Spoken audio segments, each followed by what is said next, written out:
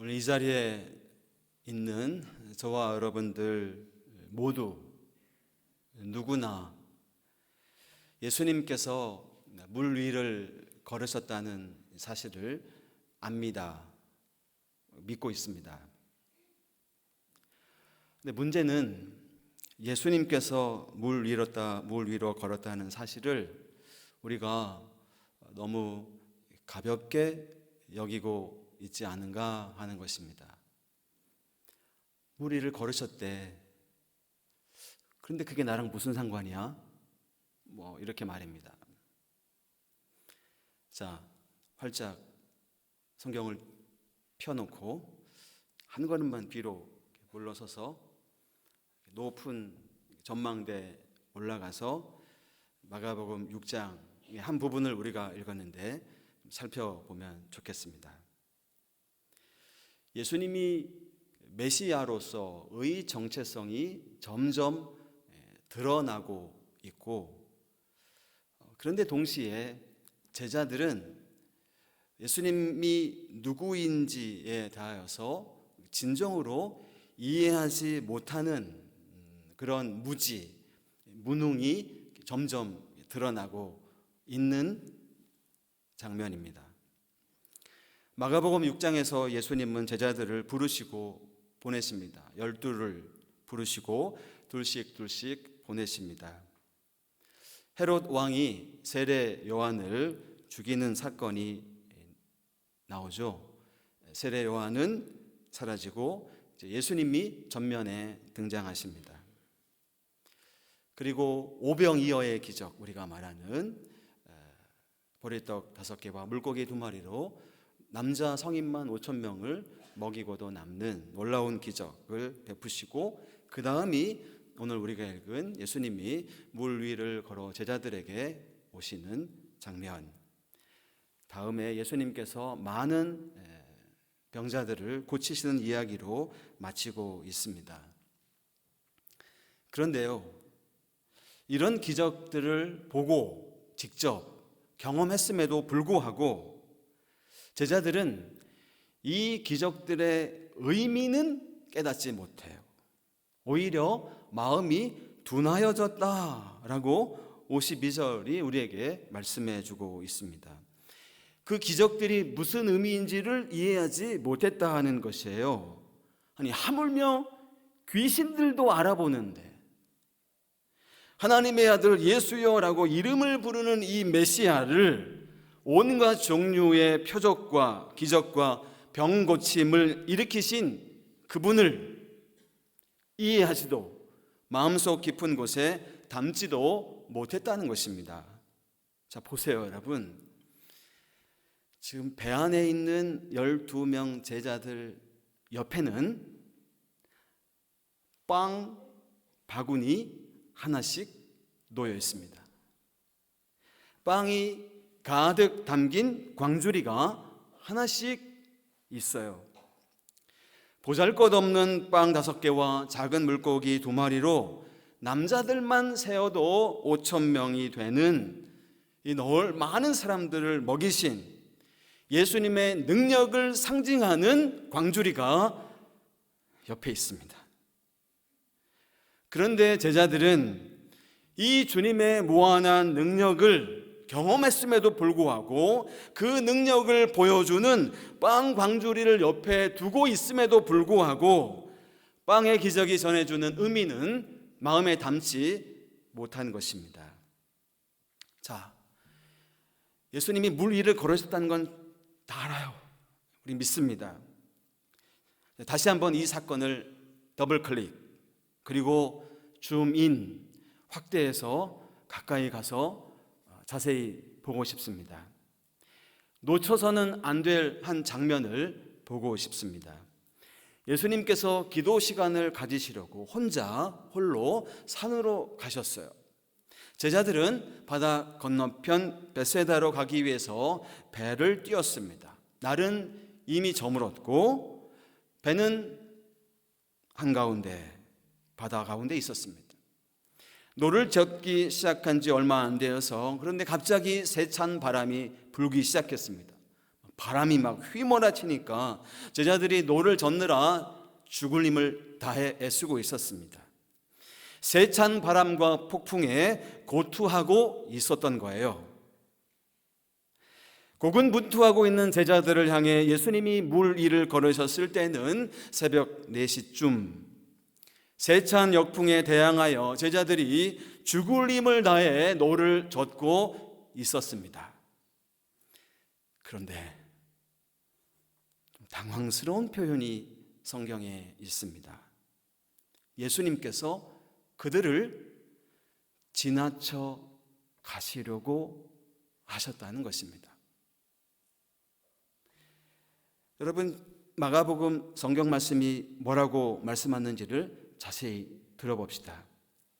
우리 개역 개정 성경은 바람이 거스름으로 제자들이 힘겹게 노 젓는 것을 보시고 밤 사경쯤에 바다 위로 걸어서 그들에게 오사 지나가려고 하시매. 현대인의 성경으로 좀 풀어서 읽어볼까요? 바람이 휘몰아치므로 제자들이 노를 젓느라고 애쓰는 것을 보신 예수님은 새벽 4시쯤 바다 위로 걸어서 제자들에게 오셨다가 그대로 지나가려 하셨다.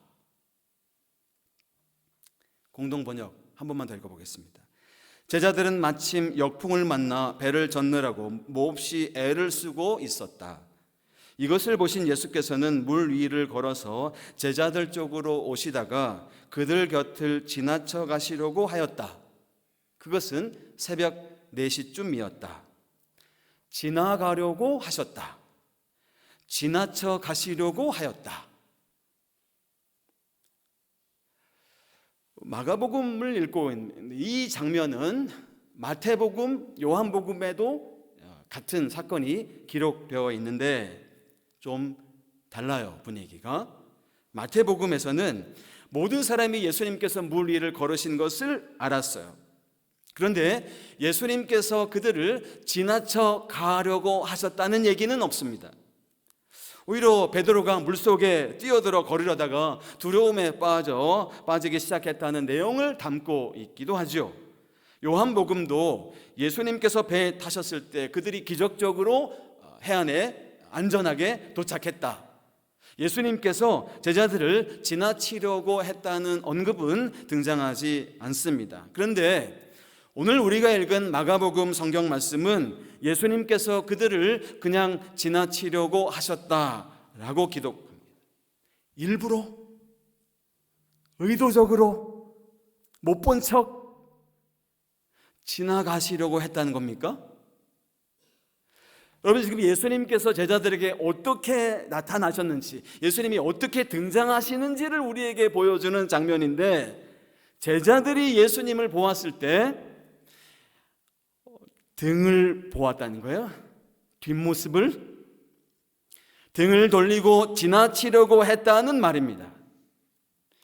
제자들이 예수님께서 물 위로 걸어오심을 보고 유령인가 놀랐대요. 소리를 질렀습니다. 예수님을 보자 그들 모두가 놀랐어요. 그때 예수님께서 배에 타시면서 말씀하십니다. 안심하라, 나다, 두려워하지 말아라. 그리고 배에 올라 타시니까 바람이 그치게 되었대요. 거치게 불던 바람이 잦아들었고 폭풍이 그치게 되어 바다가 조용하게 되었다는 것입니다. 자, 12 제자들 모두 다 예수님을 보고 깜짝 놀랐습니다. 물 위를 걸었기 때문일까요? 그랬을 겁니다. 놀랍죠? 바람이 갑자기 그쳤기 때문일까요? 그랬을 겁니다. 폭풍 가운데 기적적으로 그들과 함께 계셨기 때문일까요? 그랬을 거예요. 도대체 이분이 누군지 알지 못했기 때문일까요? 그랬을 겁니다. 오병이어의 기적, 물 위를 걸어오심, 이 일에 대해서 심히 놀라는 사람들은 그러나 그들만이 아니에요. 우리들도 놀랍습니다. 여러분과 저도 바로 그 현장에 함께 있기 때문입니다. 그런데 오늘 본문이 말씀하시기를 그들이 심히 놀란 이유는 무서웠기 때문이래요. 두려웠기 때문이랍니다. 그들이 두려움 가운데 휩싸여 있을 때 바로 그때 예수님께서 그들에게 오신 거예요. 예수님이 그들에게 오신 것은 예수님이구나 알아차렸기 때문이 아닙니다. 예수님께서 그들에게 가신 것은 그들의 두려움 때문이었습니다. 두려워하고 있었기 때문에 예수님께서 그들에게 가신 거예요.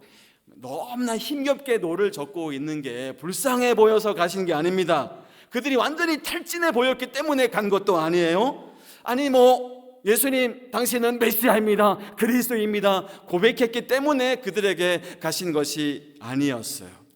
예수님께서 그들에게 가신 것은 그들이 매우 두려워하고 있었기 때문입니다. 공포에 질려 있었기 때문입니다. 그래서 즉시 말씀하시기를 안심하라, 나다, 두려워하지 말아라 라고 말씀하신 거예요. 두려움에 떨고 있던 그들을 위해 예수님께서 배 안에 올라가신 거예요. 만약에 그러지 않았다면, 그들이 두려움에 매몰되어 있지 않았다면 오늘 본문 그대로는 그냥 지나가시려고 하였다는 것입니다. 아니 목사님, 예수님이 제자들을 그냥 지나가려고 하셨다고요? 아니 이해가 안 가요 목사님. 이게 무슨 뜻이에요? 좀 알아듣기 쉽게 설명 좀 해봐요. 예수님이 지금 폭풍우 가운데 그들이 막 두려워하고 노를 힘차게 젓고 있는데 그들을 알아볼 수가 없어서 그냥 지나쳐 가려고 하셨단 말이에요? 오늘 예배하고 있는 우리들 가운데 바로 지금 누군가는 예수님이 그냥 내 삶을, 우리 가정을 그냥 지나쳐 가시나? 라고 생각하는 분들이 계실지 모르겠습니다. 실제로 두려움은, 고난은, 고통과 재난은 끊이질 않습니다. 우리 주변에서 멈추신 법이 없어요. 거꾸로 부는 이 폭풍은 너무나 실제적이고 현실적이에요. 우리 삶에 사방에 널려 있습니다, 폭풍이. 이럴 때 예수님은 너무나 멀리 떨어져 계신 것 같고 나의 삶에는 전혀 관심이 없으신 것 같고 그냥 지나쳐 가셨나? 라는 생각이 들 때가 있다는 거예요. 폭풍 속에서 제자들이 사투를 벌이는 모습에 대해서 마가복음도 증거하고 있는 것이니까요. 사실 우리들의 삶의 모습을 너무나도 진솔하게 반영하고 있는 모습이에요. 우리의 삶, 신앙, 제자로 좀 살아보려고 하는 우리들의 열심. 그런데 이런 우리의 일상에 피치 못하게 따라오는 폭풍들, 거꾸로 부는 바람들 있잖아요.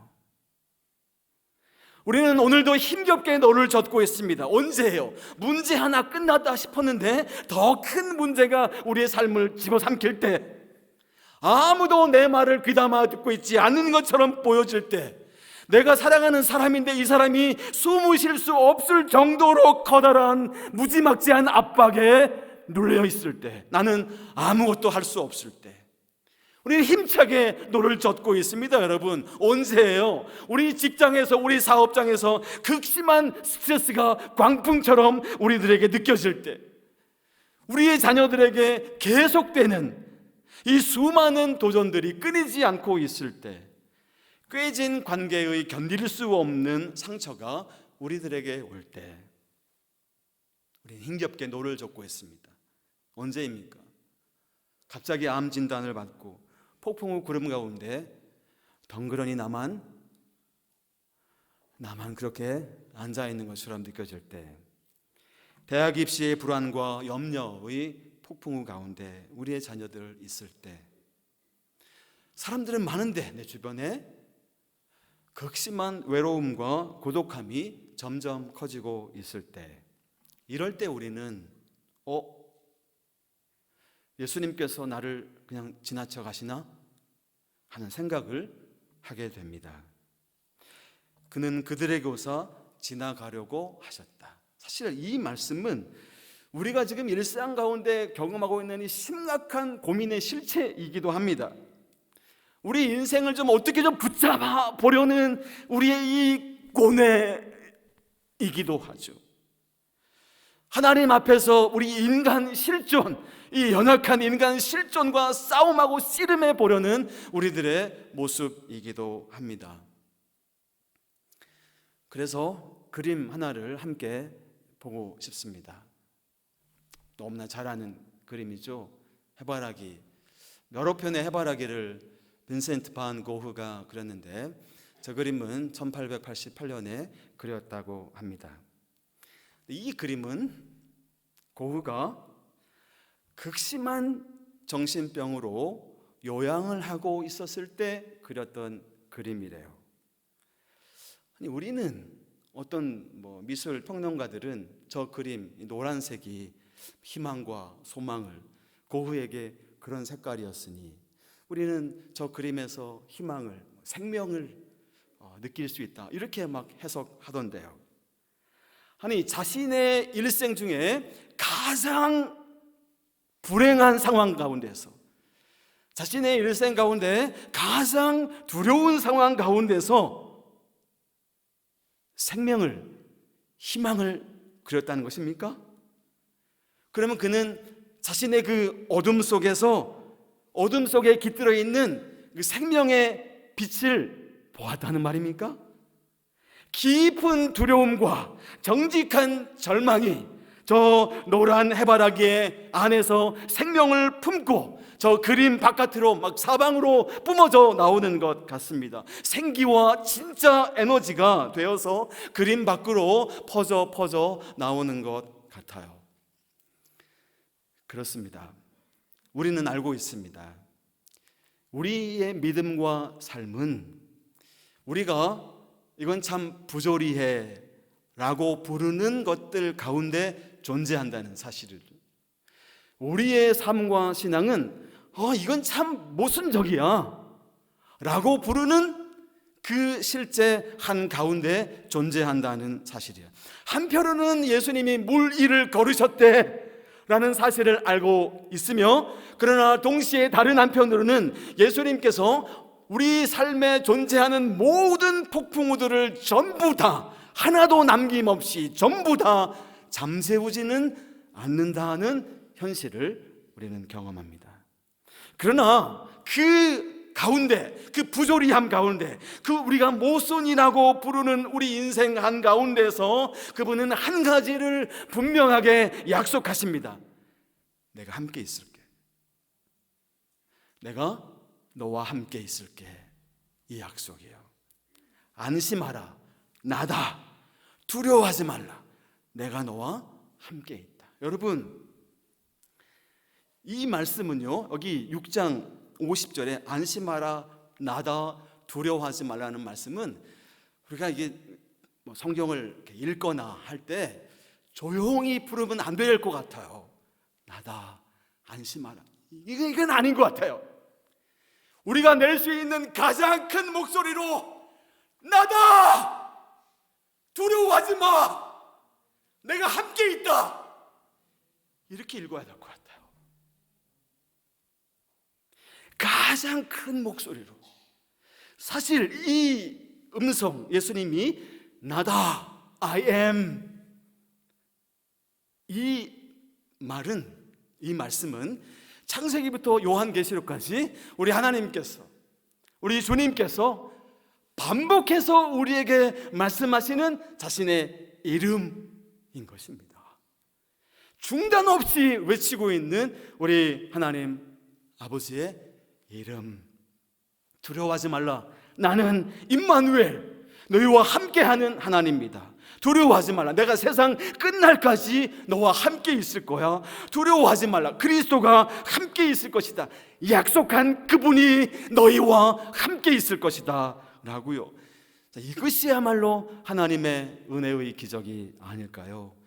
그가 물 위를 걸었다는 것, 이게 기적이 아니라 그가 배 안에 오셨다는 것, 우리들의 배 안에 승선하신다는 것. 근데 여러분, 여기 나다라고 하는 우리 주님의 음성은 구약 성경에서 적어도 2번 매우 직접적으로, 직설적으로 자신의 이름을 말씀하신 적이 있습니다.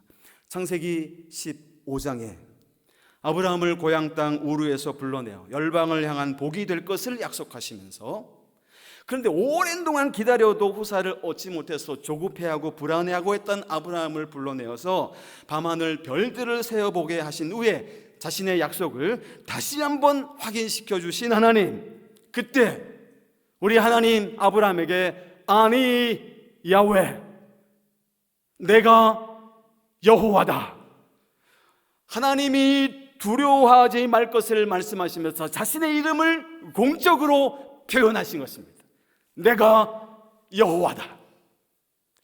그리고 그 희미한 약속을 붙잡고 있었던 아브라함뿐만 아니라 이스라엘을 애굽에서 이끌어내야 했던 모세도 알아야만 했던 그 이름을 출애굽기 3장에서 다시 한번 내가 너와 함께하는 하나님, 그가 바로 나다, 야훼 아쉐르 야훼.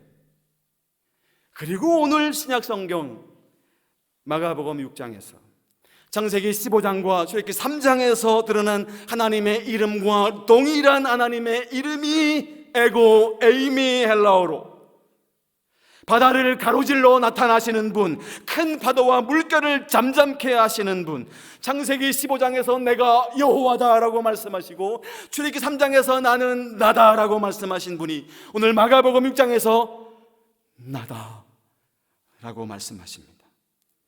어둠성 인생들 가운데 갑자기 찾아오고 있는 이 수많은 어둠들, 무서움들, 갑자기 우리 가정에 들이닥치는 고통들, 두려움들, 우리는 이것들을 무서워합니다.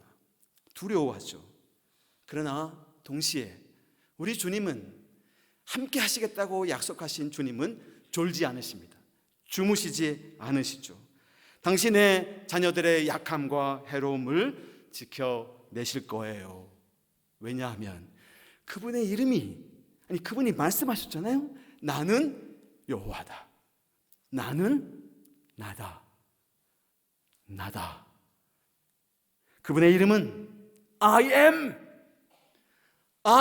continually being. 항상 존재하는 자, 항상 있는 자, 그분의 이름이 그것이기 때문에 그렇습니다. 매주 일요일마다 우리가 이곳에 모일 우리들 중 누군가는 힘겹게 지금 노를 젓고 있습니다. 어느 정도까지는 잘 참아내기도 하지만 또 어떨 때는 정말 죽을 힘을 다해 힘겹게 노를 젓기도 합니다. 우리들 가운데 지금 한두 분 계시고 앞으로도 그럴 겁니다.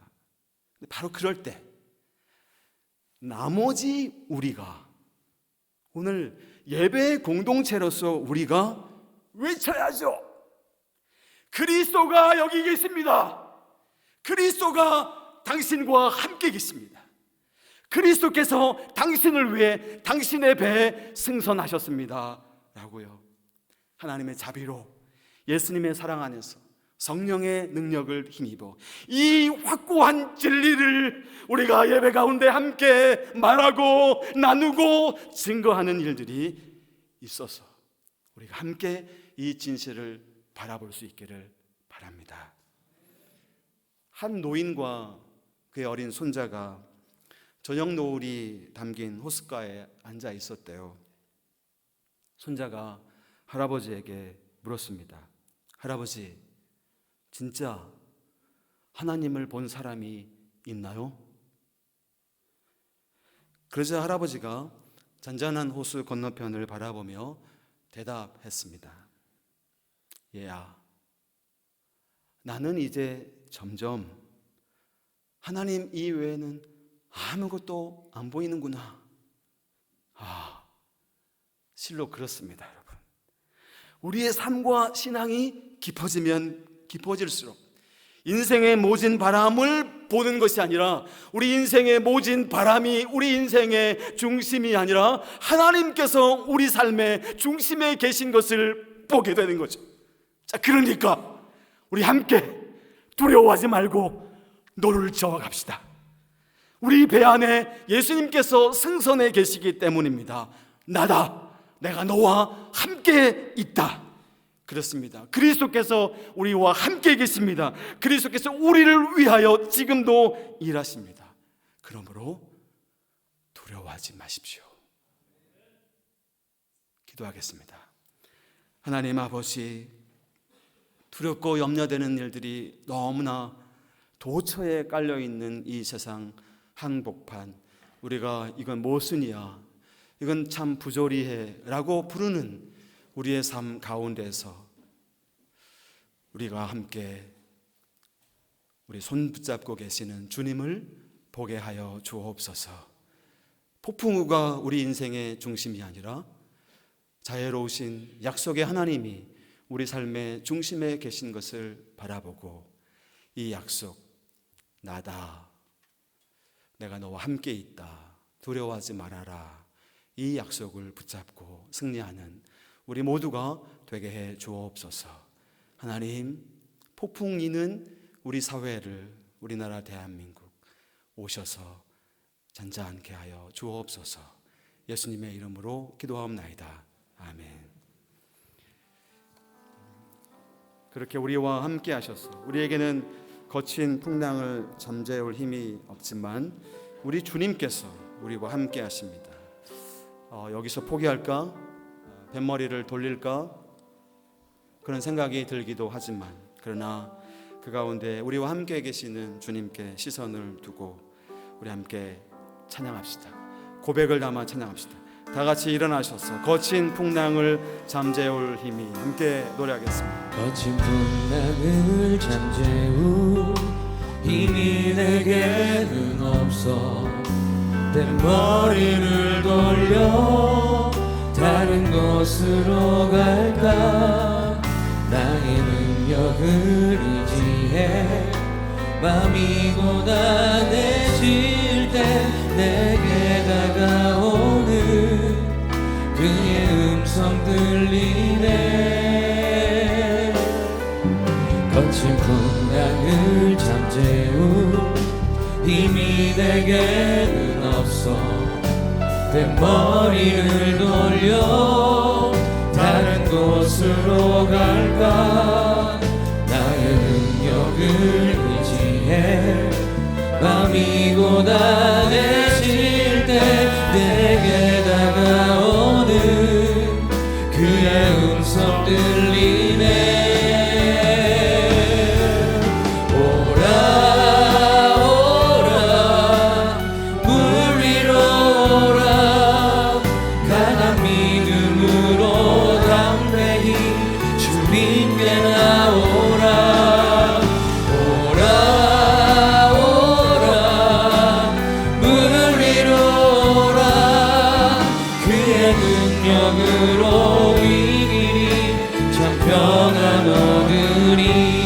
거친 풍랑을 잠재울 힘이 내게는 없어. 내 머리를 돌려 다른 곳으로 갈까. 나의 능력을 의지해 마음이 고단해질 때 내게 다가오는 그의 음성 들리네.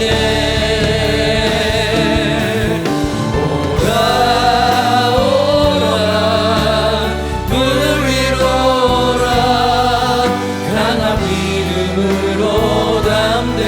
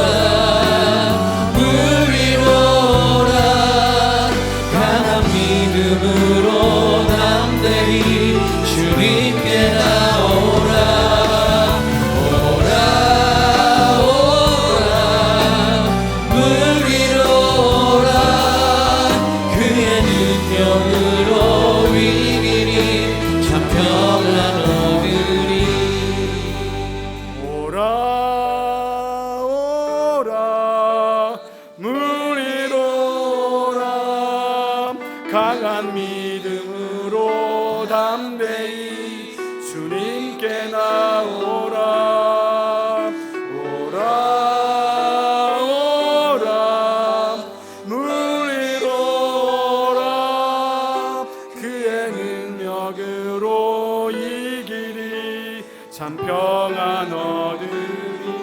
오라 오라 물 위로 오라.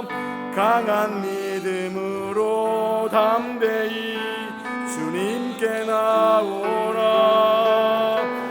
오라 오라 물 위로 오라. 그의 능력으로 이기리. 참 평안 얻으리. 함께 기도합시다. 주님, 세상에 나 혼자밖에 없는 것 같고 어디에도 도움의 손길이 닿지 않는 두려운 상황, 무서운 상황 가운데 있는 형제 자매들이 있습니까? 그러나 한 분, 우리 주님께서 세상 사랑할 사람이 나밖에 없는 것처럼 그렇게 나를 바라보시고 내 곁에 계시며 내 손 붙잡고 계심을 믿음의 눈으로 보게 하여 주옵소서. 내 삶의 중심에 주님이 계신 것을 보게 하여 주옵소서. 그 믿음으로 담대히 또 한 주간 걸어갈 수 있도록 주여 은총을 베풀어 주옵소서. 나를 만나 주옵소서. 우리 함께 기도합시다.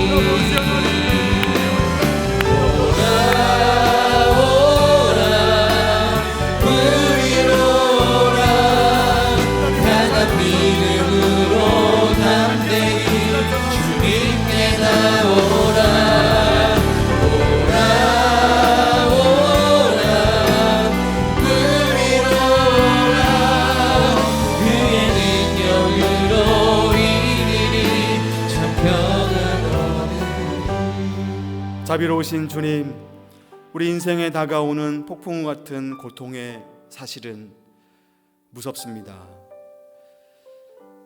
마치 그럴 때 우리 주님께서 우리를 지나가시는 것처럼 보여서 사실은 두렵습니다. 그러나 우리가 그렇게 무서워할 때 나다 두려워하지 말아라 말씀하시는 주님의 음성을 기억하게 하여 주옵소서. 우리 형제 자매들 중 그런 고통 가운데 계신 분들이 지금 있습니다.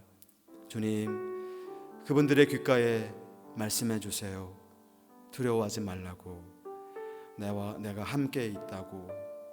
졸지도 주무시지도 않는 주님께서 우리를 모든 해로움에서 건져내실 것을 믿게 하여 주옵소서. 그런 신앙의 고백, 감사의 마음 담아 드리는 우리 헌금이 하나님 나라 위에 귀히 사용되게 하여 주시고, 사랑하는 우리 모든 교우들의 삶과 가정에, 또 일터와 사업터에 하늘의 복으로, 진짜 하늘의 복으로 가득히 채워 주옵소서. 하나님 아버지, 우리 개인과 우리 공동체, 사회, 우리나라 민족 가운데 주님 함께 하여 주시고, 오셔서 파도를 잔잔케 하시고 주님께서 우리와 함께 계시며 우리의 주님이신 것을 보게 해 주옵소서.